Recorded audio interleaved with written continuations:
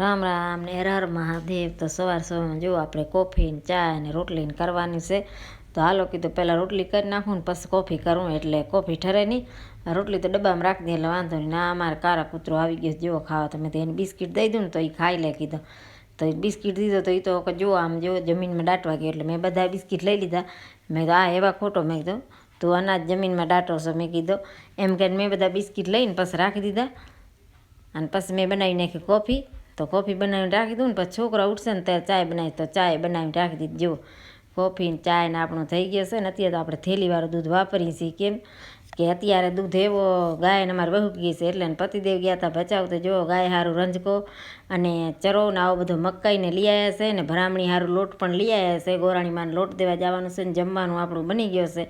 તો ભૂંગળા તળ્યા છે અને દાળ ને દૂધીનું શાક કર્યું ને છોરી આવી રીતના ભરત ભરે છે બેઠીને। જુઓ છોકરી ભરત ભરવા આવી છે, વાહની બેનપણીઓ અને ભરત ભરે છે।